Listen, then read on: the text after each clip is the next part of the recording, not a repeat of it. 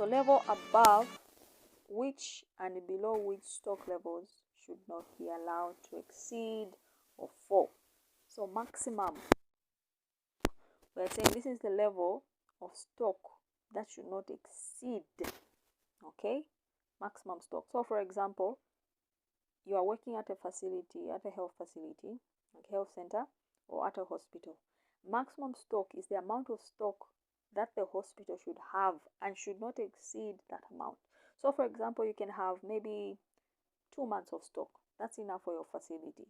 If you get, for example, 3 months of stock, you go and order today and you get 3 months of stock, that will be too much for your facility.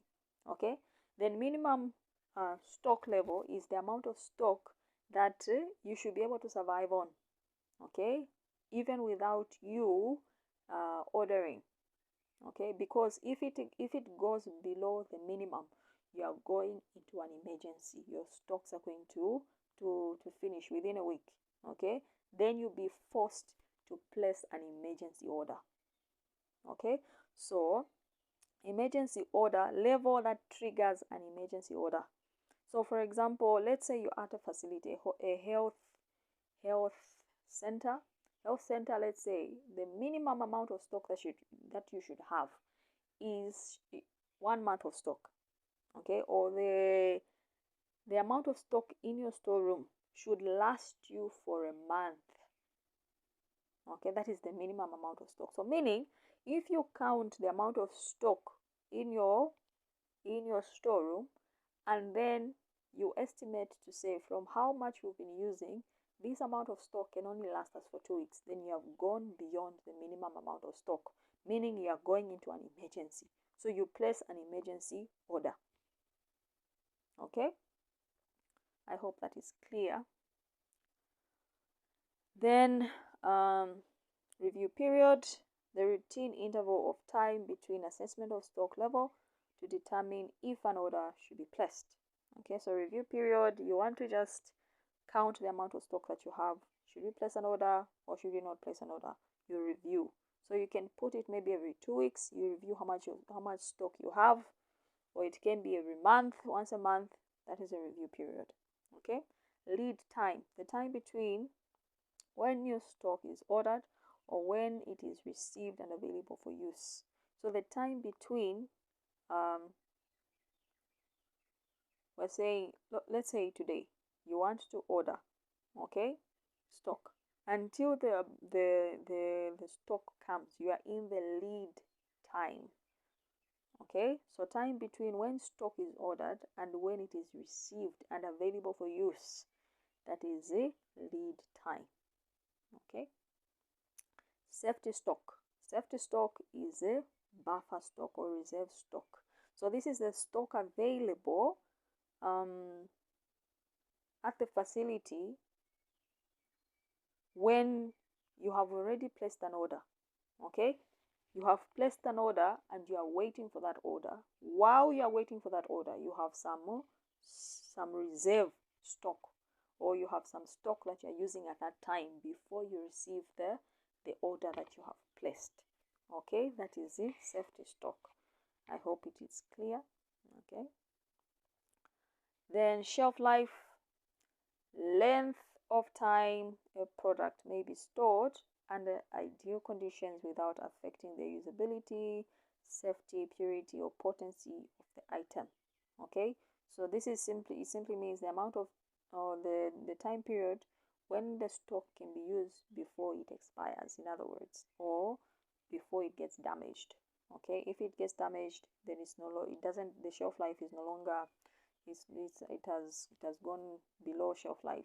Okay, the losses, quantity of stock removed from the pipeline for any reason other than consumption by clients. For example, losses, expiration, theft, damage. So a loss is any stock that has not been used by the client, but it is no longer in the storeroom.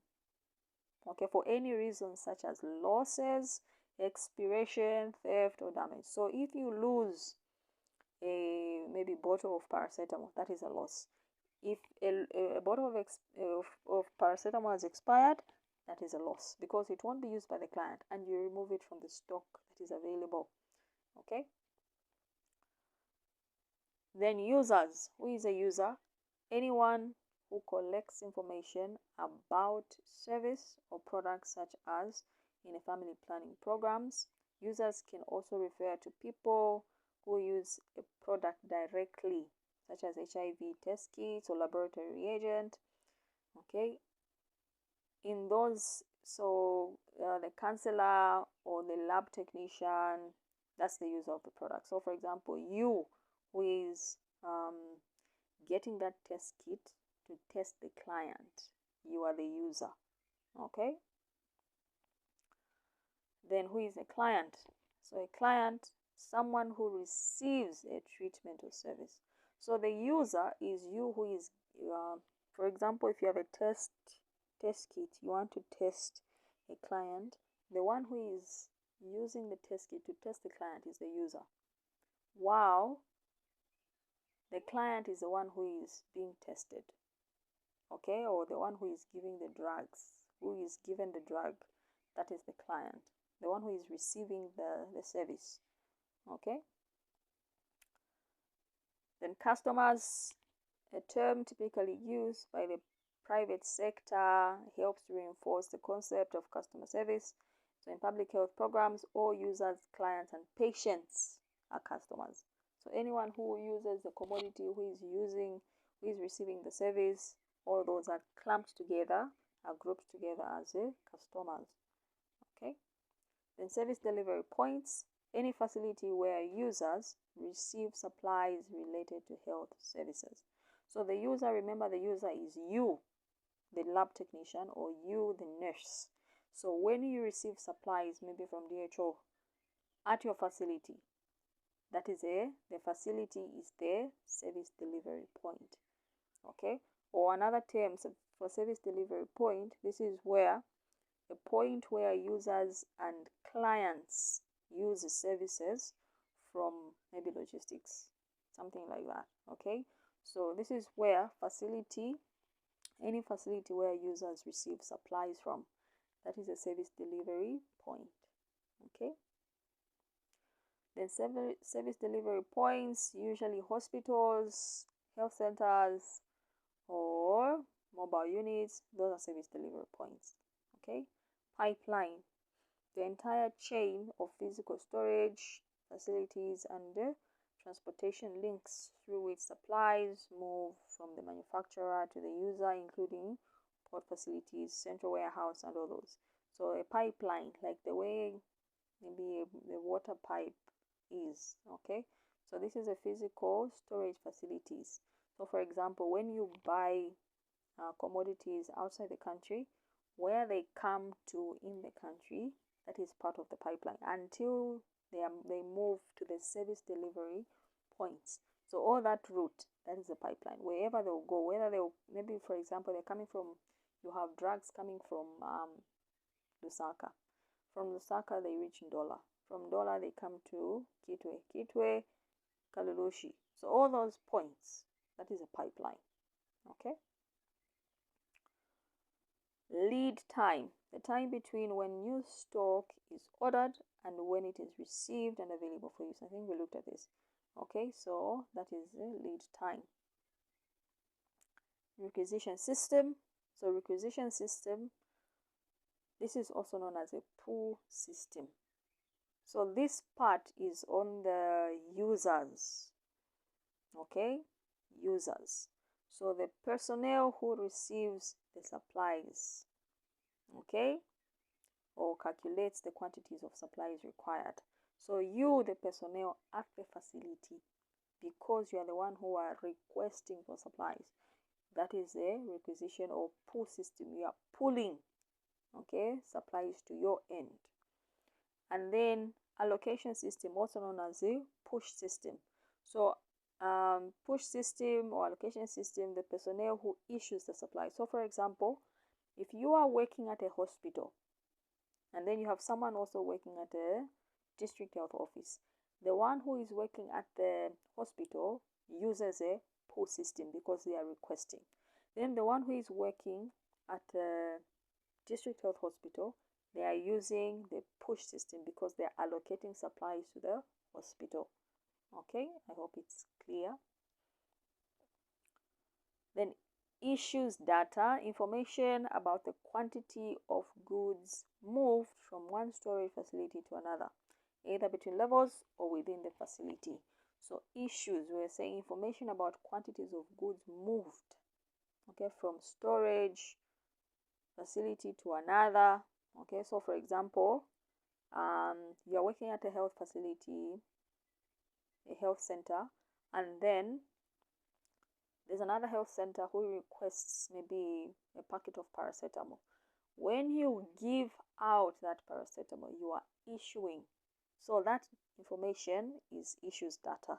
Information about the quantity of goods moved from one site to another. Okay, that is the issues. Then product integration, combining the management of some or all logistics functions for different commodity categories. Okay, so here it's about putting everything together, in other words. So combining management and some of all logistics functions for different commodity categories. Okay. Supply chain integration, a performance improving approach that develops seamless linkages between various staff levels and functions within a given supply chain or in order to optimize customer service. Okay, so this one is all about, like, for example, the supply chain and management system. Okay. Other terms, standard operating procedure manual. This is a document that gives step-by-step information or instructions on how to complete a task. Okay, so I saw a certain question about the importance of standard operating procedure manuals. So this standard operating procedure manual is just a document that helps you, okay, to complete a certain task. So for example, if you want to count how much stock you have in the storeroom, how to count those, you can find that procedure in the standard operating procedure manual. Okay, if you want to calculate how much stock you have used maybe at the end of the month, that procedure, you can find it in the standard operating procedure manual. So now, if a question is asked to say, what is the importance of standard operating procedure manuals? Okay, so a standard procedure manual, this is a document with all the steps that guides a user on how to use those commodities. Okay, so if they say importance, one, it can help to standardize the procedures that are being used. Okay, so for standardization, then uniformity, that is also under standardization. It helps you to improve the skill of whatever you are doing. Okay, it helps you to attain autonomy.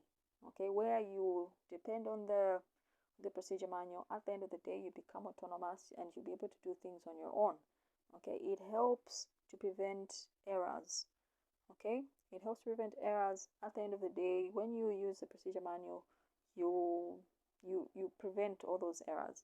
Then it also helps you to account for quantities, either stocks available or stocks that have been used, or it will help you with those things. Okay, then it can also help you to improve your skill. Okay, I've already talked about that. So when you are using these procedure manuals, at the end of the day your skill is sharpened in relation to maybe logistics, for example. Okay, so those are just some of the importance. So final kilometer, the product needs to be made available to the client. Okay, so the final kilometer, this is the last mile distribution. So this is where, for example, the last point at which the commodities reach the clients. So if, for example, the last point is a health post, so the final mile kilometer is the health post, so that distance. Okay, so until it reaches the final point, that is the final mile kilometer. Stock on hand, quantities of usable stock available at any or all levels of the system. So whatever amount of stock that you have, at any time or at any level of the supply chain and logistics system, that is stock on hand, what you have at that time. Okay. Consumption, the quantity of a particular item dispensed to users or used by service providers during a specific time period. Okay, so consumption, the amount of commodity that has been used up, that is consumption. Okay, thank you so much. We've come to the end. I hope this video has helped you understand something about logistics, and please, if you have any topics that you want me to make a video on, just leave a comment and look out for the key components in logistics. I'll make that video, okay, very soon. And also trade unions, look out for that as well. Thank you so much.